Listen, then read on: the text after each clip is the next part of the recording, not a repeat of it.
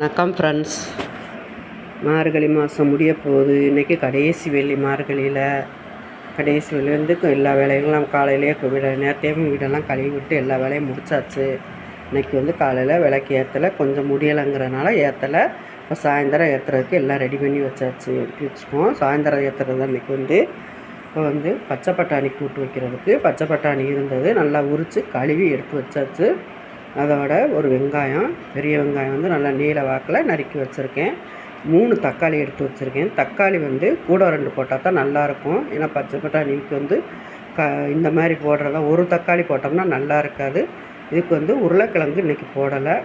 இப்போ எடுத்து வச்சாச்சு. இப்போ ஒரு பாத்திரத்தில் எண்ணெய் ஊற்றி அதோட கொஞ்சம் சோம்பு, ஒரு பட்டை துண்டு போட்டு நல்லா பொரிய விட்டு அப்புறமா வெங்காயம் போடலாம். வெங்காயம் போட்டு நல்லா வதங்கினோடனே தக்காளி நான் 3 தக்காளி இன்றைக்கி போட்டிருக்கேன்.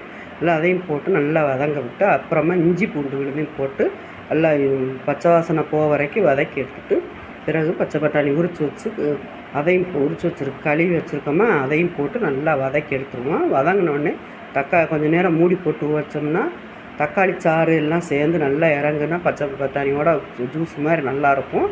அந்த மாதிரி வேக வச்சுட்டு அப்புறமா எடுத்து வத்தப்பொடி, தனி மிளகாத்தூள் தான் போட்டிருக்கேன் நான் இன்றைக்கி.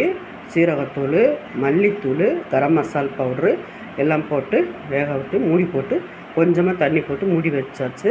இப்போ போய் தேங்காய் அரைச்சிட்டு வர்றதுக்கு தேங்காய் நிறையா வேண்டாம், கொஞ்சமாக தேங்காய் பால் மாதிரி தான் இருக்கணும், தேங்காயாக இருக்கக்கூடாதுங்கிறதுனால நல்லா கொஞ்சமாக தேங்காய் எடுத்து ஜாரில் போட்டு நல்லா அரைச்சி கொண்டு வந்தாச்சு. மையாக அரைச்சி பாலாக தான் கொண்டு வந்திருக்கிறேன். அதை ஊற்றி அப்படியே கொஞ்சம் நேரம் மூடி போட்டு வச்சுட்டு எடுத்துட்டோம்னா இது ரசம் சாதம், தயிர் சாதம் இந்த மாதிரிக்கெல்லாம் நல்லாயிருக்கும், டேஸ்ட்டாகவும் இருக்கும். கல்யாண வீட்டிலலாம் இந்த மாதிரி தான் வச்சு கொடுப்பாங்க. நல்லா நம்ம கேட்டு வாங்கி சாப்பிட்றதுக்கு நம்ம டேஸ்ட்டாகவும் இருக்கும். இந்த மாதிரி வச்சு கொடுத்தீங்கன்னா குழந்தைகளுமே விரும்பி சாப்பிடுவாங்க. இந்த மாதிரி நம்ம கூட்டு மாதிரி வேணும்னா இப்படி நல்லா கொஞ்சம் கட்டியாக வச்சுக்கலாம். இல்லை நம்ம சப்பாத்திக்கு வேணும்னா கொஞ்சம் தண்ணியாக எடுத்து வச்சிட்டோம்னா சப்பாத்திக்கும் நல்லாயிருக்கும். இது சப்பாத்திக்கு வச்சு சாப்பிட்டுக்கலாம். இந்த ரச சாதத்துக்கும் இந்த மாதிரி கூட்டு வச்சோம்னா சூப்பராக இருக்கும். இன்றைக்கி நான் கொஞ்சமாக ரசம் சாதத்துக்கு வைக்கிறதுக்கு தான் எடுத்து வச்சுருக்கிறேன். இப்போ சாதம் வடித்து ரசம் வச்சு இந்த பச்சை பட்டாணி கூட்டு எல்லாமே ரெடி ஆயிடுச்சு. இப்படி தான் ஒரு நாளைக்கு ட்ரை பண்ணி பாருங்கள். வீடியோ பிடிச்சிருந்ததுன்னா லைக் பண்ணுங்கள், ஷேர் பண்ணுங்கள், சப்ஸ்கிரைப் பண்ணுங்கள், கமெண்ட் பண்ணுங்கள். பாய்.